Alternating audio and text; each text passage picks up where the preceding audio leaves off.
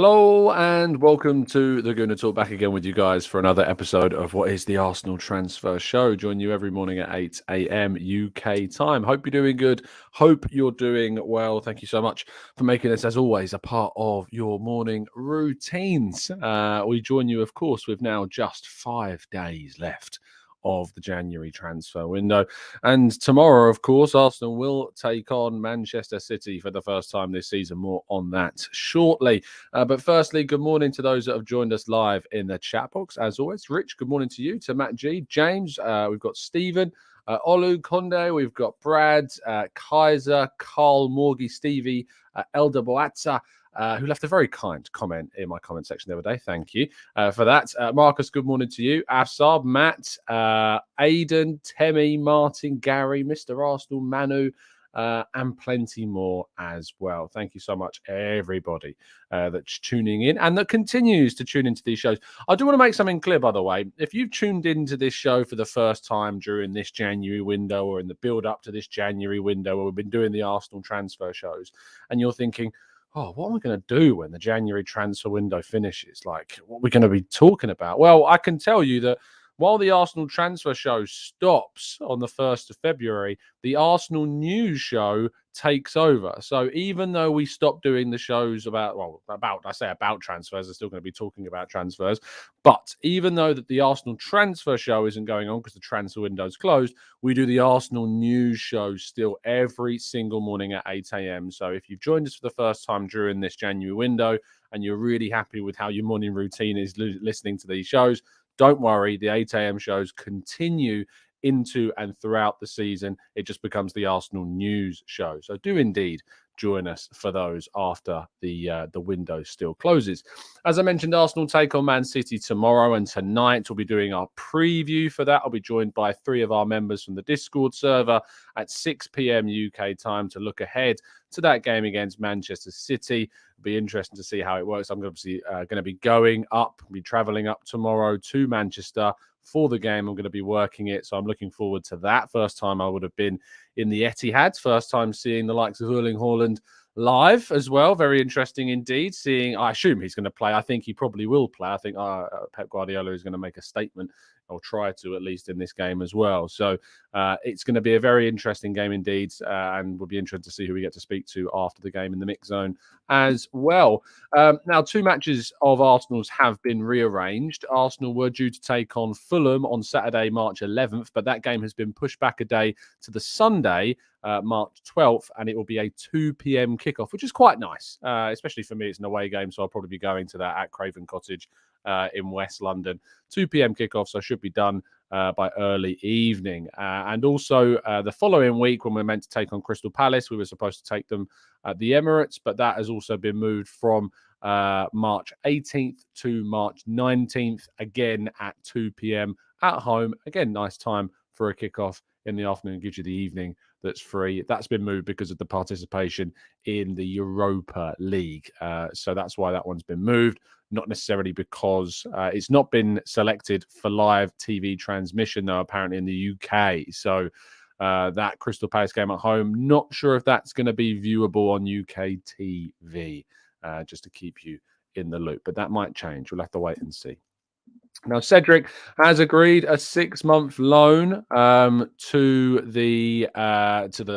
Fulham, and he will be there for the remainder of this season. Fulham will also take on the full wage, and I was a bit surprised to learn actually the wage that he would be on, because Cedric is in a situation where he obviously signed for Arsenal on loan from Southampton in 2020 in that January transfer window, and he was on around £65,000 per week, it was said. However, when he signed on a permanent contract in the summer of 2020, that wage went up, and that wage is nearly 100,000. I didn't know. I know wages are one of the most poorly reported things across because they're very hard to get details about how much players are actually paid. But reportedly, that wage was increased to around £100,000 per week. Now, of course, this is before Raul Sanyehi left and Kia Jarabchuk wasn't a massive factor in the club. And you can see that we're still paying, unfortunately, the ramifications of being involved with those two in particular. And Cedric's wage is just extortionate considering what he's brought to the side. It's kind of crazy, actually, that we're at this stage. But Fulham will take on the full wage of Cedric between now and the end of the season, and that is a deal that's expected to be announced in the coming days. Now, Mikel Arteta faced the media yesterday. Kai Karnak, my colleague at Football London, was in attendance for that and asked Mikel Arteta about a number of topics. He was also asked by others about other things, including Gabriel Jesus' 4 to 5 week timeline, of which he was caught saying to Magomedov, the UFC fighter, where he kind of said 4 to 5 weeks and I'll be back. And Arteta was very coy on this and refused to buy into that description. He's obviously said that Jesus wants to return tomorrow, but we know that that's not possible. Hopefully we get more of an update the closer we get to that that timeline of Jesus returning. But if we're honest, he doesn't get straight back into the team right now. And I wrote a piece the other day on Football London talking about how actually, there's a lot of talk about how we've not really strengthened Saka's position. I do genuinely believe that Gabriel Jesus could be a competitive option on that right-hand side. And you could see Jesus brought in to give some rotation and rest and cover to Saka, whilst Eddie Nketiah is undroppable. So I think that's an option for Mikel Arteta and Arsenal when Jesus does indeed return. He also confirmed, unfortunately, when asked by my colleague Kaya about Elneny's injury. There had been rumours, and if you actually remember yesterday, I spoke to you yesterday about Mohamed Elneny, and I said I'd heard some whispers that the injury to Elneny was actually quite significant. And he did indeed confirm that there is a concern. There was then further reports that came out from a number of outlets that it could be in the region of 3 months plus that Elneny will be out for. This has obviously led to Arteta saying that he wants us to sign a midfielder. He wants us to bring somebody in between now and then. And this is almost a carbon copy of that summer window. If you remember, Elneny got injured against Fulham, had that, and that happened, I think, on August 27th, because it's the day after I got married. So August 27th, Elneny got that hamstring injury against Fulham. And of course, in the last few days of the window, we were scrambling to try and get Douglas Luiz. That wasn't successful. Arsenal have a few more days in this case and have had some time and knowledge about the situation, and so have been working behind the scenes on a potential replacement in midfield. It's also said that a midfield signing wouldn't necessarily impact Arsenal's hope of bringing in Declan Rice in the summer, which is a positive thing. But we know now that Arsenal need to make sure they strengthen that midfield between now and January 31st. Now, Arsenal rejected a loan offer from Monaco for Sambi Lokonga, unsurprisingly so.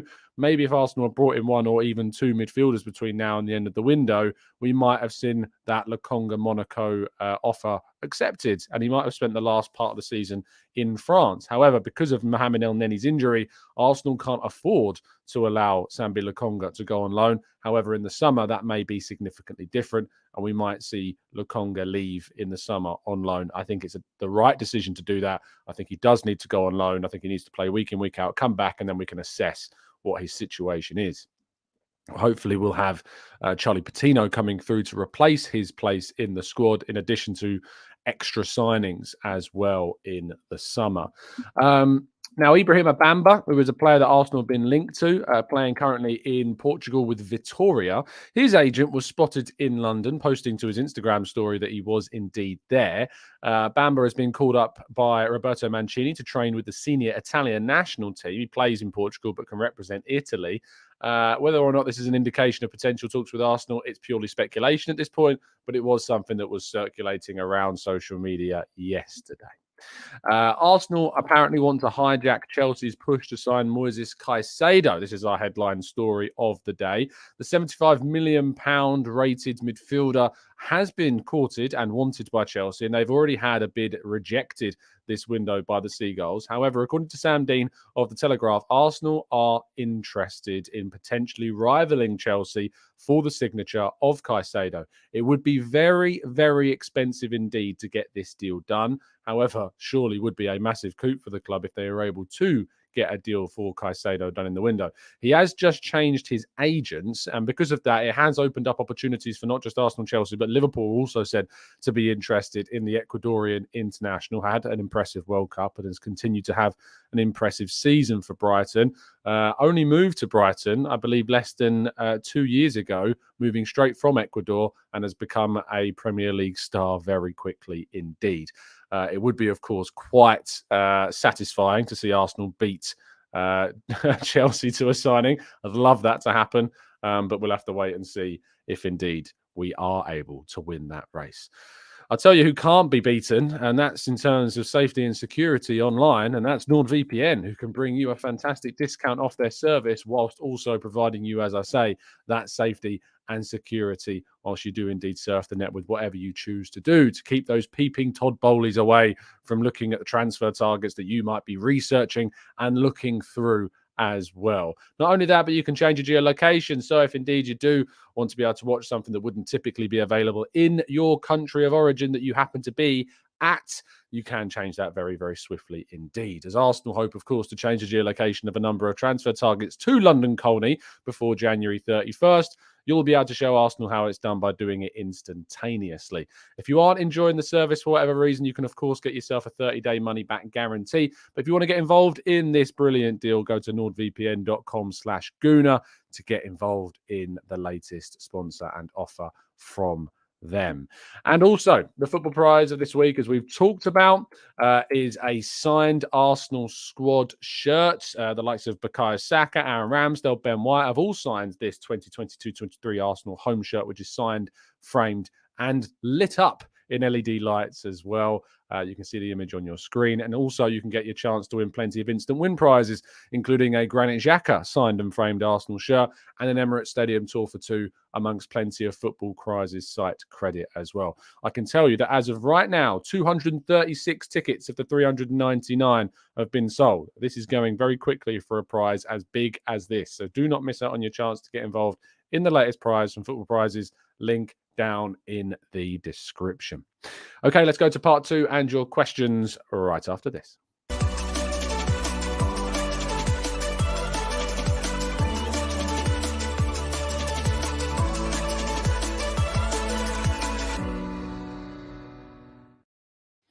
Okay, questions then in the chat box. Amira says, I find myself predicting Tom's segues as he reads out the news. It's like a game now. Can you guess how I'm going to segue into the middle part adverts? I wonder if you can. Of course, those that listen on Spotify, iTunes don't even hear it. So they'll be wondering, what is he talking about? AJ Boy says, Tom, now do you think Matt Smith could join if Sambi goes? I think Arsenal fans are sleeping on Matt Smith a bit. He has not been given a chance yet, has he? I mean, he's 22, I think, years of age now. He's not exactly like what you describe as a real youngster. He's 22. He turns 23 in October, but he is 22 until he turns 23. Worth remembering that. But he isn't what you would describe as a youngster anymore. I imagine this summer a decision will be made on his situation. I'm not sure as to what his contract is. Have a quick look. It doesn't actually say when his contract expires on Transfermarkt. So very interesting indeed that Matt Smith continues to be without an opportunity, but he will indeed turn 23 in October, and I assume a decision will be made on him very soon. Will he be able to get into the team with Lokonga, with Elneny out, and with Lokonga maybe going? Who knows? But he does shine when he plays for the youth sides and stands a bit of a head above the rest, but he is a little bit significantly further along in his development compared to the others. Aaron says, hi, Tom. Who would you go for in the window between now and then as it closes in midfield? It depends on the budget and you know what we're capable of doing. And I know that sounds a bit of a cop-out answer, and it probably is. But if we can spend big, I think Moises Caicedo would be a fantastic addition to the squad. Can play as an 8. I think he can play potentially deeper, but I think he's better playing slightly further forward. But if we are desperate, I have no problem in seeing him play slightly deeper in that midfield. But that's a lot of money. £75 million is a lot of money. We have Jakub Kivior, of course, who can play DM and has played DM plenty of times during his early career in Italy and abroad from there as well. I think there are a lack of obvious options. Ibrahima Bamba, as we talked about today, is a very exciting young player that you could look to go for, and then that doesn't kind of stop in any way you signing someone like Declan Rice because he's a young prospect and he's probably a good replacement for Elneny in the long term. It's difficult to think, though, where you can move in January for that type of player. Mikel Moreno is someone I like at Sociedad. We've obviously been linked to Martin Zubimendi as well, but he has a release clause and said to not want to leave Real Sociedad before the end of the season. It's tough and it's going to be tough to find that right player. Raf says, how would you approach the DM situation? Do you go all out now and miss out on summer sweepstakes, or get a top one now? The hope is, Raf, that we can do both. It's difficult to know how you can, but the hope is that we could do both.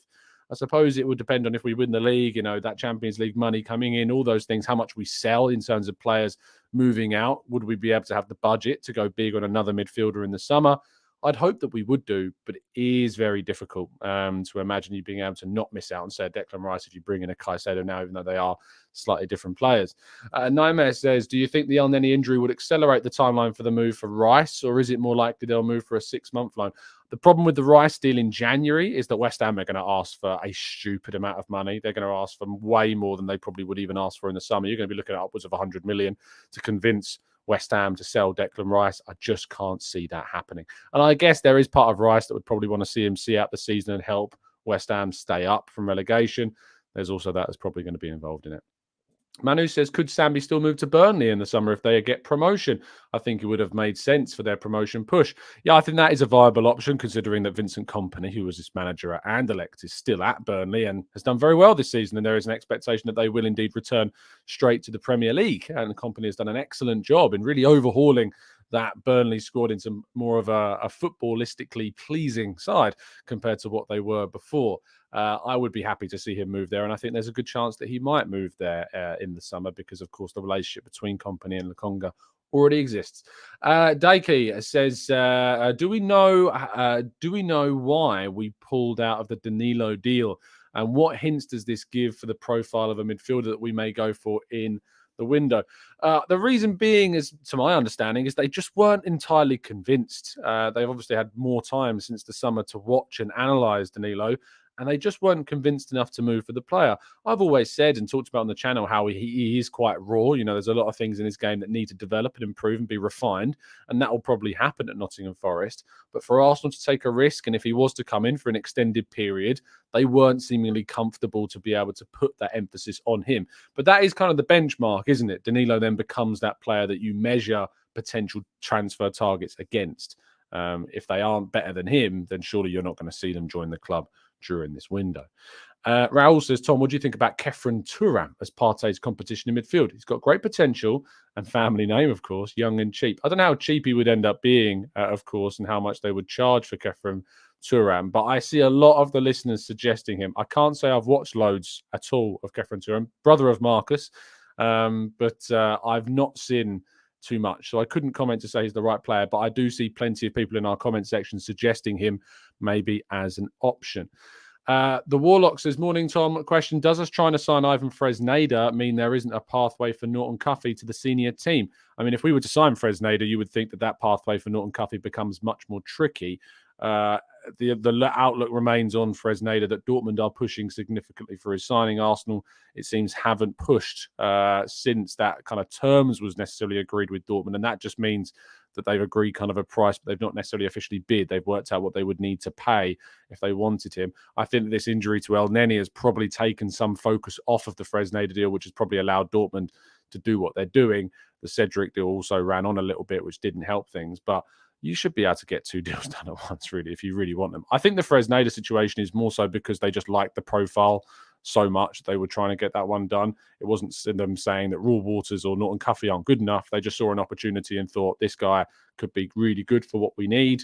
But it looks like Dortmund maybe are going to be ending the race for that one. Reece says, Tom, I have a mate that's a Blackpool fan and he reckons the Patino needs another loan. Can you get anyone that can back up these claims? Of course, we'll be doing, Reece, our loan roundup at the start of February. So I'll make sure that it's something that I ask when we do that. Jake says, Tom, would you take Onana in place of Caicedo if the latter proves to be too expensive? Yes, I would. I would take Amadou Onana. I liked him when he was at Lille. We covered Onana in the summer and he was definitely showing plenty of promise then. But I would take him as a potential option. I think he's shone at Everton in a dark place. He's been kind of the only bright light that's been there this season. So yes, I would take Amadou Onana in January, but we would have to get him on a decent deal around that 40 million price tag maximum. Everton apparently want closer to 50 million to sign him. Keenan says Caicedo's eye test is fantastic. However, his stats per 90 are somewhat underwhelming. Could he be another Basuma? Let's have a quick check of Caicedo on FB Ref and see what the statistics are saying here. Probably comes out okay. I mean, tackles in the 83rd percentile, pass completion 79th, interception 77. He's quite a good all-rounder there. Progressive passes could be better.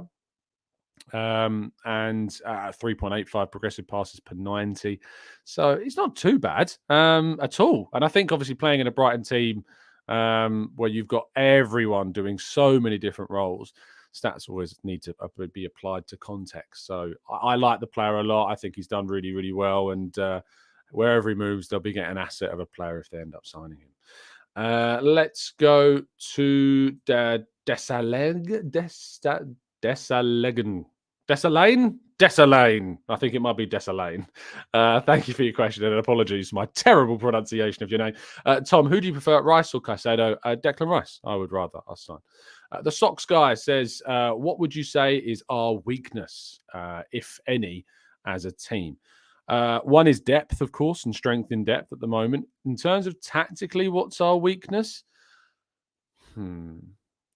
I mean, the obvious answer is always to go, well, the space in behind Zinchenko, if you can indeed get it.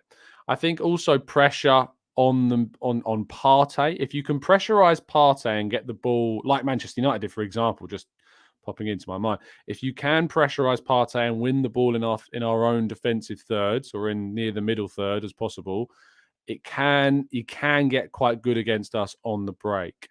I also think, obviously, our right-hand side at times when White has been, and Tomiyasu, of course, when either of them have played, they've been cut inside by the likes of Mitoma. Think about the Brighton game. Sometimes we can be a little bit maybe too standoffish in those examples. I know that you need to jockey and give yourself space to be able to defend, but maybe that we can be a little bit too standoffish at times. But to be honest, I am nitpicking. I really am nitpicking at the moment. It's going to be things on the counter mainly if we've overcommitted in certain circumstances. We do push forward. Xhaka certainly gets far forward in attacking positions, and that can leave us a bit exposed on the counter. So I'd say that's the main one that we look to. Brett says, hi, Tom. Did we know that Partey had such a blistering top-end speed? He's never been, slow. And I think, obviously, when he gets going, his top speed has been very, very good. So, yeah, I think that's fair. I think that Partey is not a slow player at all, and he showed that. I also don't think that Antony's particularly fast, and I think maybe his pace has been overrated somewhat. I didn't think he was fast at all, and I think that's certainly the case and is continuing to be the case right now. Isoa says, do you agree that Arsenal's module mostly is not to sign a world-class player? It's to get players at, say, 60% and then elevate them to 85 and above. I think that Arsenal know that if they can do that, they're going to be able to get players at a lower price tag. There are going to be certain situations in the future, especially with us competing for titles, we hope, continually, that we are going to sign players that are already world-class because that's what title challengers have to do. They have to bring in some players that they can develop and some players that are already going to give you that immediate impact. But yes, you're absolutely right in saying that we want to bring in players that are good enough to make an immediate impact, but that can grow into even better players. I mean, if you look at Gabriel Jesus and Zinchenko, they are the perfect examples of that. I think there is still more to come from both of those players, and they're showing that. I think we're seeing Zinchenko as an even better player now already at Arsenal than what we saw at Man City. So at the 25, it's a really good age to buy at because it gives you something immediate and it gives you something to look forward to and doesn't necessarily negate any sell-on value either. In case it doesn't necessarily work out in 2 or 3 years. So I think that's a good age, but obviously we are looking at younger players like Kivior as a good example of this window and us doing that as well. Samuel says, why not spend big and bring a quality midfielder in this window? I hope we don't regret it at the end of the season. The question is who? You know, we say Rice, but he's going to cost you a silly amount of money at 100 million plus, and that's just not going to happen. We say Caicedo, but even 75 million pounds is a hell of a lot of money to see us spending when we've already spent upwards of 40 million during this window as well. And of course, there is the hope that we would go for a Declan Rice in the summer. It's a fine balancing act, and you have to find the right players at the right price, and you can't compromise always on your value. We've got to where we are because we've not compromised on our values in the recruiting market.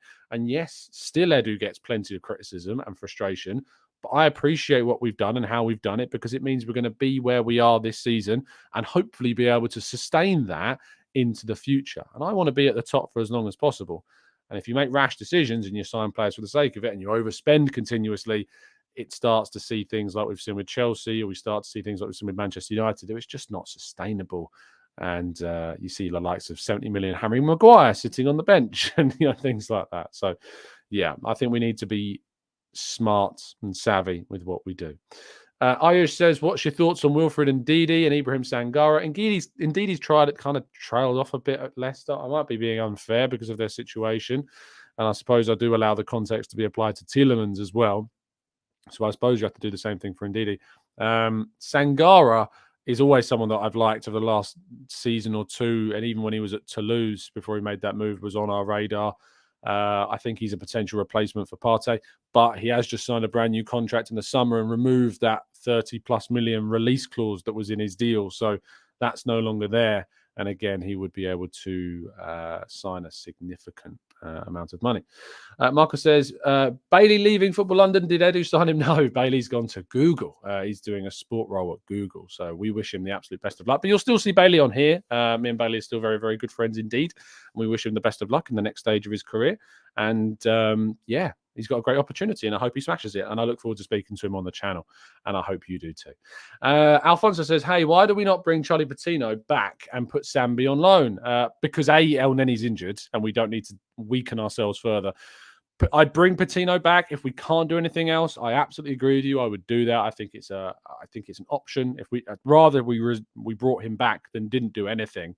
I think that's absolutely something. I don't think the club have ruled out, to my knowledge, any recalls for the likes of Balogun and Patino. I don't think they've ruled that out at all, but they obviously want to try and bring somebody in. That's kind of where we're at the moment. Mohamed says, we cannot afford committing the same errors as last summer by not signing a midfielder. We cannot rely on Partey alone, knowing who with his injury record. I'd go for Yunus Musa, a huge talent. Again, not necessarily a Partey replacement. He's more so in the style of Caicedo, where I look at him more as an 8 than I look at him more as a 6. So it's interesting to suggest Yunus Musa as the player because, again, like Caicedo, more of the 8 style position than he is the 6 style position. So there you go. Let's go to Gooner. Jacob says, Tom, what was Bailey's transfer fee and add-ons to Google? Oh, I think he got a free transfer knowing Bailey. He swindled a little free deal. That's what Bailey did. Jared says, morning, Tom and the TGT crew. Glad to be catching some of the live shows. Of course, Jared's still... Oh, no, Jared, you should be in the Maldives right now. Congratulations on the wedding, of course. I know you'll finally be able to get away. And it was a pleasure to meet you in my family restaurant, of course, in Leicester Square. I don't have a family restaurant in Leicester Square. But it was a pleasure to see you, Jared. So there you go. Coyote says, safe to say bye to Tielemans' deal in the summer when Rice comes in. I don't necessarily think so. I think Rice obviously can cover more so for Partey and Tielemans would be more of a competitor for Xhaka. So I don't necessarily think one rules out the other. But yeah, it depends on if we sign like a Caicedo. If you sign like a Caicedo or someone similar to that, then, you're not going to get Tielemans. That's just not going to happen. Anyway, thank you so much, guys, for tuning in. I really appreciate your time, as always. Do indeed drop a like on the video. I've been getting over 1,000 likes so regularly. It means a lot when you can indeed drop those likes. So I really would appreciate it if you can do it. Of course, we'll be back a little bit later on this afternoon, 6 p.m. UK time with our preview show for the season. And I really look forward to that as well. You're very welcome, Keenan. Very welcome indeed. I think I saw another couple of comments. And I'm pretty sure Mohamed is not a pure number 6. I mean, I'm just looking now at his season. He's played the majority of games at central midfield. He's even played right wing and he's even played attacking midfield as well. So no, don't think Yunus Musa is a pure number 6 at all. But I would definitely go and recommend you watch him to find out. You're welcome, Nightmare. You're welcome, Sam. You're welcome, everybody in the chat box. Thanks so much for joining us as always. As I say, preview show a little bit later on today, 6 p.m. where we look ahead to the game against Manchester City. You'll be able to do that, of course. Erling Haaland and co to come, and I'll be up there at the Etihad Stadium tomorrow evening. Looking forward very much so to my first time there. Anyway, let's wrap things up. I'll see you soon. Have a great day. Enjoy your Thursday, and as always, up the Arsenal.